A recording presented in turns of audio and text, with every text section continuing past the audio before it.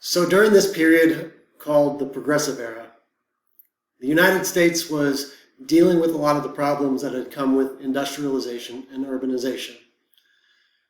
And, well, the problems that had come with the Gilded Age. And one of those problems was, to a lot of people, laissez-faire. That had been the dominant idea during the Gilded Age, and it was a big factor in a lot of the problems of industrialization and urbanization not being taken care of.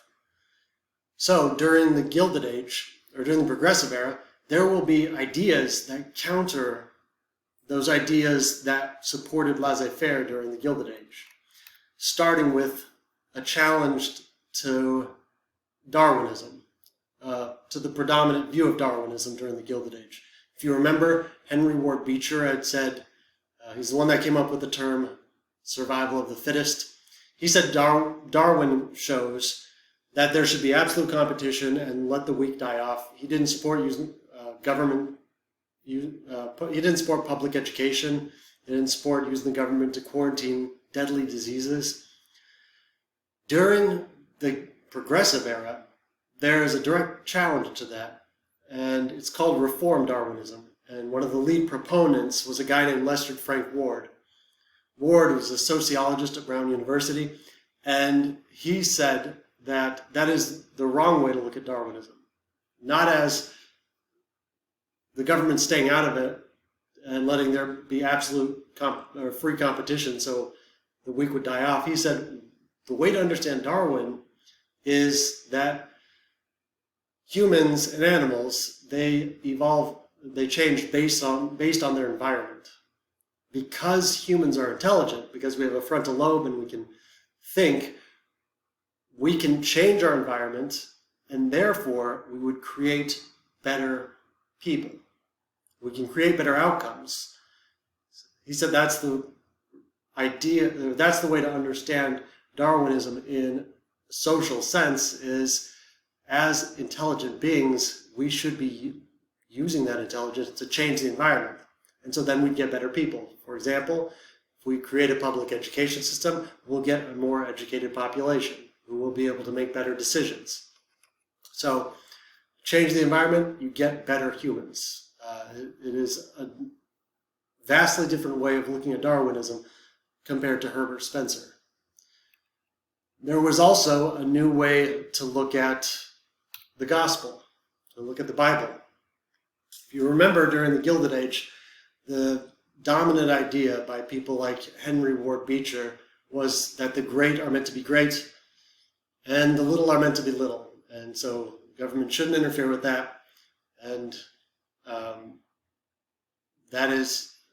it was a much more conservative way to view the gospel compared to what will dominate during the Progressive Era, which is called the social gospel. The social gospel, the biggest proponent of it, and one of the most popular books in history, not just U.S. history, in all of history, is a guy named Charles Sheldon, and his book, In His Steps, What Would Jesus Do? And it's a work of fiction about a minister who's talking to his congregation. A homeless guy comes in, the minister kicks him out. The next week, the same homeless guy comes to the front of the church and says, you call yourself Christians, but you're not, and falls down dead. The minister in this book feels so guilty that he challenges his congregation to ask, what would Jesus do? For 1 year, before they make any big decisions, ask, what would Jesus do? And it is very hard to read the Bible and come away with it that Jesus would not want to help people. One of the reasons he was so radical is that he helped people outside of his own tribe. Most humans are just, we only look out for our tribe, and he looked out for all sorts of people that didn't benefit him. The concept behind the social gospel is do unto others as you'd have them do unto you. Ask, what would Jesus do 7 days a week, not just 1 day a week. So if you follow the golden rule, it kind of lends itself to helping others and looking out for others. So this will dominate, and again, this in his steps, it's one of the most popular books in human history. It is wildly, most people know the term, what would Jesus do? This is where that came from. There was also a very practical reason for progressivism. And the biggest proponent was a guy named Frederick Taylor. He will start what's called the efficiency movement. It's also called scientific management, if you go into business, or Taylorism. Basically, he looked at business like a science. He looked at the whole process in factories. He would be hired to go into factories and look at the entire process and to make it as efficient as possible. If you go to psychology, it's called IO psychology, industrial organizational. And so he put science behind business, and when he went into the factories, what he found was, like steel workers working 12-hour days, they weren't working very hard. And he said, if you have to work 12-hour days, you're not in a really hot place. You're not going to work very hard. So he said it's inefficient to work people the way that these companies are working. So he said, as a matter of efficiency, they should be worked less hours. They should be paid more. And so it would give them more motivation. So he put science behind why businesses should treat their employees better. Also, a really important factor in progressivism was the rise of socialism. And it's not because most progressives were socialists, because most of them were not. Again, most socialists were middle and upper class, and they did not like socialism. Progressives do not like socialism. But the rise of socialism scared the hell out of them. As Marx had said, if the workers are treated too bad, then they're going to get very upset, and they're going to call for revolution. Well, this scared a lot of people, like Teddy Roosevelt. So socialism will promote progressivism in two big ways. First and foremost, radicals like socialists, they generally scare the population. Abolitionists in the first half of U.S. history, they were very radical for the time, and most people don't like them. Same with socialists. But what they do is they make such a big noise, and they're so loud about the problems that they force everyone to have to look at them. And so when everyone has to look at them, or look at a problem, it doesn't make everyone become radical, but it moves them just a little bit towards the radicals. There's a term for it. It's called the radical flank effect. So like abolitionists screamed, slavery's wrong. It didn't make most people abolitionists, but it made most Northerners move a little more towards, yeah, I guess slavery's wrong. Socialists, they pointed out the problems of society, and when people look, they're like, yeah, I guess we do have a lot of problems. The middle and upper class people. It's called the radical flank effect. It makes people have to pay attention. A good example of it nowadays, like PETA. I love animals. I absolutely adore them. If you ever get an email from PETA saying, watch this video, don't do it. I watch the videos about how chickens are treated, and it's terrible. It's awful. After I watched it, I went to Chipotle, had a chicken bowl, super upset about how chickens were treated, but I'm not going to stop eating chicken. If someone says, you want to sign this petition to have chickens treated better, sure. I'll buy the free-range chicken eggs at the grocery store, but I'm not going to become a member of PETA. That's kind of the radical flank effect. The other thing socialists did is they just scared the hell out of everyone. Most people, most Americans to this day, do not like socialism. Using socialism in its real sense, government ownership. People misuse this word all the time, just to like any regulation of socialism. It's not socialism. Socialism is government ownership, the means of production and distribution, and it's radical and scared the hell out of people.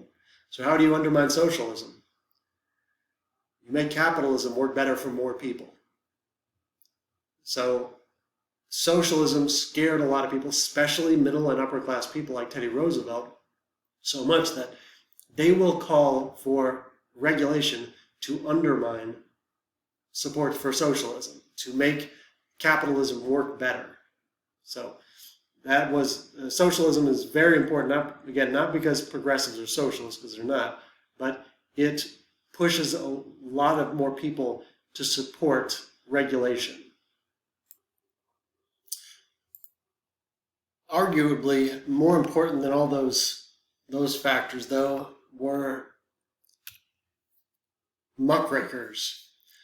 One of the biggest things that will support progressivism is journalists. This is sometimes called the golden age of journalism. Journalists from this period will become like national superstars. They'll be internationally famous. They're called muckrakers because a muckraker is someone that comes through the muck of society to show the ugly underbelly. The term wasn't made up by muckrakers, but they got the name because of Roosevelt. He worked with them and he liked them, but he criticized them too. A man that could look no way but downwards with a muckrake in his hand. Muckrakers are often indispensable to society, but only if they know when to stop raking the muck. Well, journalists during this period were showing the ugly parts of the society, and they had a huge, huge impact on especially middle and upper class people. For example, Jacob Riis, he was an immigrant actually, he was Danish, and he came to the United States, and he was responsible for a really, really pivotal book called How the Other Half Lives. And he just went out and took pictures so people could actually see what it was like to be poor during the Gilded Age. And for a lot of middle-class people, they just didn't know. Upper-class people, they just didn't know how bad it was. Until humans are naturally visual, so it's not until they see it can they really understand it. But he is also, interesting side note, the founder of flash photography. Because a lot of the places he would go were so dark, you couldn't see anything. So he invented flash photography so people could see some of the houses, some of the areas people were living in. It's like, I think that's a seven-year-old girl that she just spends all day watching her 1-year-old sister. A lot of these cellars that people lived in were just really dark. One of the most famous pictures one of his most famous pictures, that's, I think there were 7 or 8 people living in this one little tiny shack of a room with no windows. It was underground. So when people could see this stuff, it was hard not to feel and have an emotional reaction to how bad some people's lives were.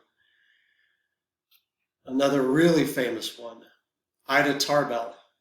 Tarbell is incredibly famous, and she is the person that will lead to the breaking up of Standard Oil, John D. Rockefeller's company. She wrote a several-piece expose on Standard Oil and all parts of it, and she was an amazing journalist. Sometimes she would go to Standard Oil companies and play the woman card and just go in there and just start crying, like, I can't find my husband, his name is whatever. And these places were so big that it's not like everyone knew each other. And so the people that were working there would, when women cry, very often men are like, oh no, how do I stop it? And so they go running off looking for this guy who didn't exist, and then she would go and go look through their files and take what she needed. But she wrote a several-page expose that will lead directly to the breakup of Standard Oil, because Standard Oil, John D. Rockefeller, he was a good businessman, but he did things that were blatantly illegal, blatantly wrong. So she's a famous one, and another really famous one, Upton Sinclair. He was a socialist, and he wrote one of the most famous books of the Progressive era, The Jungle. It's about an immigrant family who comes to America and just how terrible the lives of that Lithuanian immigrant family is. And the father works for a meatpacking company, and their life is just so terrible. What Sinclair was trying to get at was capitalism doesn't work. And if you've ever read it, like the last 2 chapters, he goes into socialism, and it's just crazy, crazy stuff. Why socialism works, it's kind of nutty. But the rest of it, no one took away from it socialism is good. What people took away from it was meat packing plants are gross. We'll come back to this later. So the important thing to understand is these journalists, they had a very important effect. They showed people the problems of society, and going along with progressive characteristics, when they showed people the problems, a lot of people said, oh, well, we should solve this. Again, it's what the progressives said, humans are naturally good, so if you show them the right information, you educate them, then they will make the right decision. And so they believe so strongly in what they were doing as journalists, and they will have a lot of important successes.